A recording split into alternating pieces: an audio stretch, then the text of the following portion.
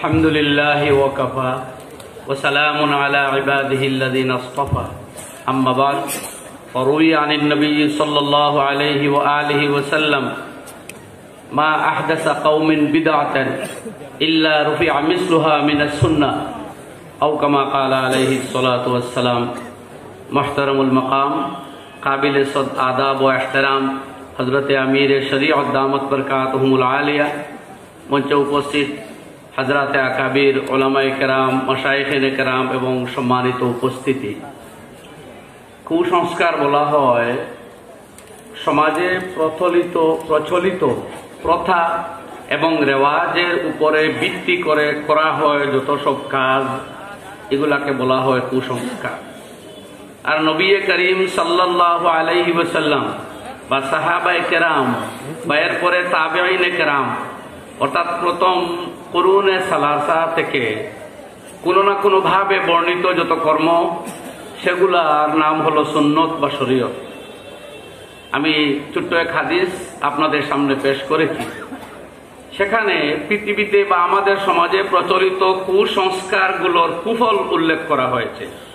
বলা হয়েছে কোন জাতি, কোন কওম যখন কোন বিদআত, কোন কুসংস্কার, কোন রসম প্রথাকে আঁকড়ে ধরবে, তখন সেই জায়গা থেকে নবী করিম সাল্লাল্লাহু আলাইহি ওয়াসাল্লামের রক্তমাখা প্রচারিত দ্বীন ইসলামের কোন না কোন একটা সুন্নত মৃত্যুবরণ করবে। এর কুফল শরঈ কুফল, অর্থাৎ শরীয়তের দৃষ্টিতে এর ভয়াবহতা বলতে গিয়ে আমি ছোট্ট একটি হাদিস শুধু উল্লেখ করব। মুসলিম শরীফ জিলদে আউয়াল কিতাবুল ঈমানের মধ্যে ইমাম মুসলিম ইবনুল হাজ্জাজ আল কুশাইরি আলাইহির রাহমা হাদিস উল্লেখ করতেছেন যে কিয়ামতের ময়দানে রাসূল আকরাম সাল্লাল্লাহু আলাইহি ওয়াসাল্লামের সম্মুখ থেকে কিছু মানুষকে মুসলিম বেশধারী দুজখের দিকে নিয়ে যাওয়া হবে। হুজুর বলবেন উসাইহাবি উসাইহাবি, এরা তো আমার কওম, আমার জাতি, আমার উম্মত, আমার সাহাবীর মতো মনে হচ্ছে। ফেরেশতারা জবাব দিবেন, না ইয়া রাসূলুল্লাহ, আপনি জানেন না মা আহদাসু বা'দাকা, আপনার ওফাতের পরে এরা কোন অপকর্মে, কুসংস্কারে, বিদআতে, শিরকে লিপ্ত হয়েছিল।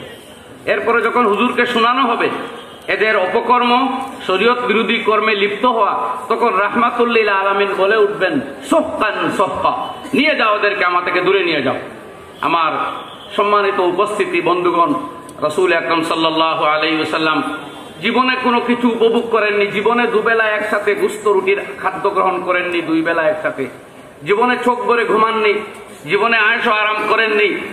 সারা জীবন কম খেয়ে অর্ধ খেয়ে কাটিয়েছেন। দুনিয়া থেকে যাওয়ার কিছু আগে যা পেয়েছিলেন বলে গেলেন মা তারাকনা সাদাকা, যা চেয়ে যাচ্ছি সব আল্লাহর রাস্তায় সদকা। সেই নবীজির দ্বীনের সুন্নতকে আমরা কুরবান করে, সুন্নতকে প্রতিহত করে মিটিয়ে সেই জায়গায় কুসংস্কারকে আঁকড়ে ধরলে রাসূল আকরাম সাল্লাল্লাহু আলাইহি ওয়াসাল্লামের শফাআত থেকে আমরা বঞ্চিত হব।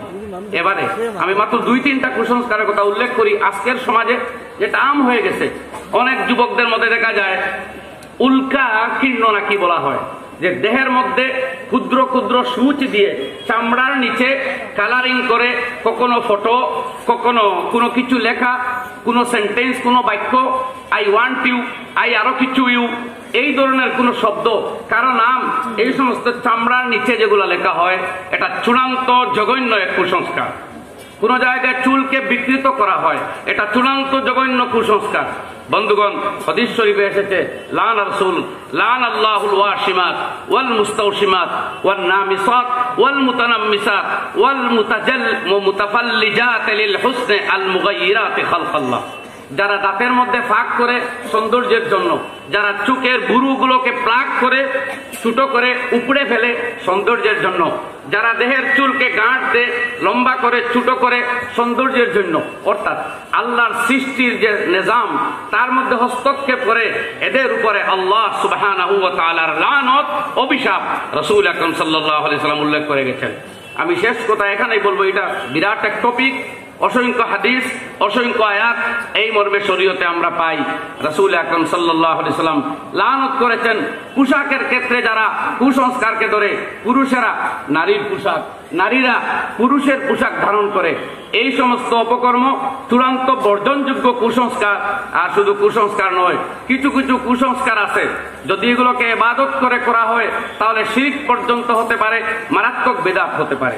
যদি এগুলা নাও হয় তবুও কুসংস্কারে লিপ্ত হওয়া মানে সুন্নত থেকে দূরে যাওয়া।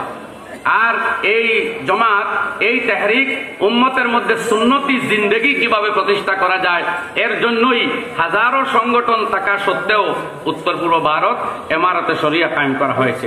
সুতরাং আজকে এই উদাত্ত আহ্বান আমরা জানাই যে ইনশাআল্লাহ এই সমাজ থেকে যাবতীয় কুসংস্কারকে দূর করে আমরা দুনিয়ার সামনে ইসলামের যে message of piece, message of humanity, যে জীবন বিধান, শান্তির বিধান, মানব বিধান দিয়েছে ইসলাম, সেটা চূড়ান্তভাবে ব্যাহত হয় যখন আমরা সুন্নতকে বাদ দিয়ে কুসংস্কারে লিপ্ত হই।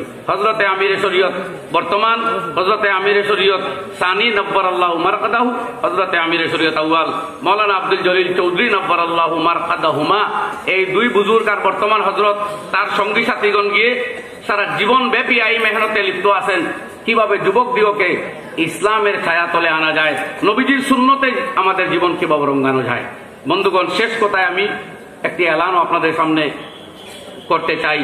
বর্তমান হযরতে আমিরে শরীয়ত দামাত বরকাতু প্রতি ইংরেজি মাসের দ্বিতীয় শনিবার আসর থেকে এশা পর্যন্ত এই সময়টা আলাকুলিপুর খানকায় তিনি অবস্থান করেন।